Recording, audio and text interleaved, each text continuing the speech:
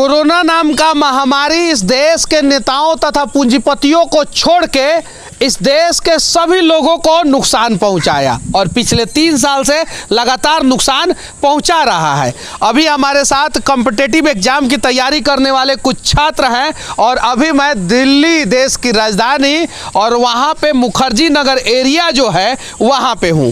क्या समस्या है आप लोगों को? सर समस्या ये है कि सर कोविड के दोनों वेव में हमारा पेपर पोस्टपोन हुआ, डिले हुआ, जिसके वजह से जो नेक्स्ट एग्ज़ाम थे उसमें हमें एज बार्ड हो गए और वो वहाँ हमें फॉर्म भरने का और एग्ज़ाम देने का मौका नहीं मिला।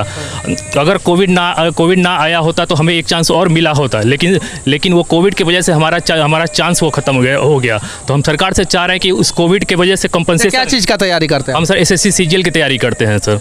तो आप लोगों का उम्र लैप्स कर गया कोविड की वजह से? हाँ सर। और सरकार ने एक्स्ट्रा मौका नहीं दिया आप लोगों को? नहीं दिया सर।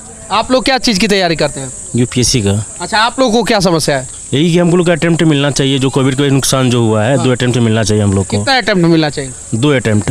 2 अटेम्प्ट मिलना चाहिए। क्या चीज़ का तैयारी करते हैं? मैं सुभाष कुमार ठाकुर मुजफ्फरपुर बिहार से आता हूं। मैं UPSC की तैयारी कर रहा था, हम सारे लोग कर रहे थे। बीच में कोरोना का काल आया, 20 और 21 पूरी तरीके से कोरोना की भेंट चढ़ गया। इसमें सारे लोग प्रभावित हुए, उसमें छात्र वर्ग भी प्रभावित हुआ, लेकिन प्रतियोगी छात्र वर्ग सर्वाधिक प्रभावित हुआ, क्योंकि इसमें उम्र और अटेम्प्ट की सीमा होती है। और इन 2 वर्षों में जो लोग एग्जाम में बैठ ही नहीं पाए, कोरोना से कुछ दिन पहले संक्रमित हो गए या परिवार में कोई बड़ा हादसा हुआ, अपने माँ बाप को खोए, भाई बहन को खोए, किसी को खोए, किसी भी कारण से वो परीक्षा में नहीं बैठ पाए, वो उनका आखिरी अटेम्प्ट था, तो वो तो गए, इससे बाहर हो गए। क्योंकि प्रतियोगी छात्र जो होते हैं अपने सपने को लेकर सोते और जागते हैं, अपने सपने को मरता हुआ देख करके इन छात्रों के बीच घोर निराशा का भाव है। तो हम चाहते हैं, सरकार से हमारी मांग है कि सरकार ने सबको राहत पहुंचाई है तो हमें भी 2 कंपेंसेटरी अटेम्प्ट दे और उम्र सीमा में 2 साल की छूट दे। सरकार ने सबको राहत नहीं पहुंचाई है, सरकार ने सिर्फ और सिर्फ पूंजीपतियों को राहत पहुंचाई है। उसके अलावा कोरोना में सभी लोग परेशान हुए हैं।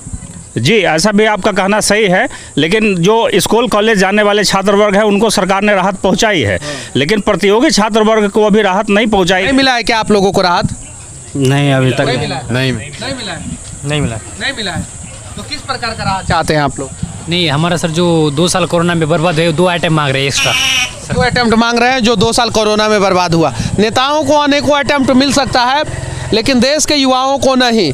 ऐसा क्यों? इन्हें भी अटेम्प्ट मिलना चाहिए। अच्छा, ये बातें जो है आप लोग ऊपर तक पहुंचाएं कि नहीं? सर, इसके लिए हम लोग सुप्रीम कोर्ट में भी केस लेकर के गए। जब सरकार हम मंत्री से मिले, MP से मिले, लेकिन जब कहीं से बात नहीं बनी तो फिर हम लोग कोर्ट गए। कोर्ट में 2 केस जो है उसमें उसका जिक्र करना बहुत ज़रूरी है। एक है अभिषेक आनंद सिन्हा बनाम यूनियन ऑफ इंडिया।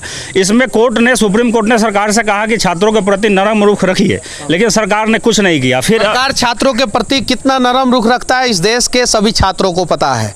उसके बाद क्या हुआ? उसके बाद फिर हम लोग गए, एक केस है अरिजीत शुक्ला बनाम यूनियन ऑफ इंडिया। इसमें 31 मार्च 2022 को सुप्रीम कोर्ट का फैसला आया है। सुप्रीम कोर्ट ने कहा कि चूंकि ये पॉलिसी मैटर है, इसलिए हम इसमें इंटरवेन नहीं करेंगे, जुडिशियल एक्टिविज्म के दायरे में आएगा। इसलिए सरकार 2 सप्ताह के भीतर छात्रों के पक्ष में कोई निर्णय ले।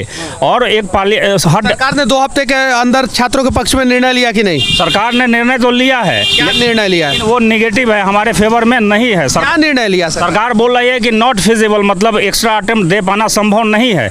आपको मैं बताना चाहता हूं, सोचिए जिसका 2020 में उम्र लैप्स कर गया, 2021 में उम्र लैप्स कर गया, 2022 में उम्र लैप्स कर गया, 2021 में तो कोरोना का सेकेंड वेव जो है बहुत खतरनाक था, 2020 में जो है लोग डरे हुए थे। तो उस समय छात्रों का जो भविष्य बर्बाद हुआ उसके लिए कौन है दोषी?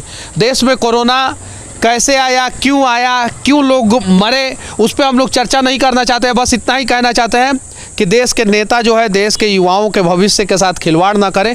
हो सके तो इनकी मांग अगर जेन्युइन है, जायज़ है, तो उसे पूरा करने का प्रयास करें।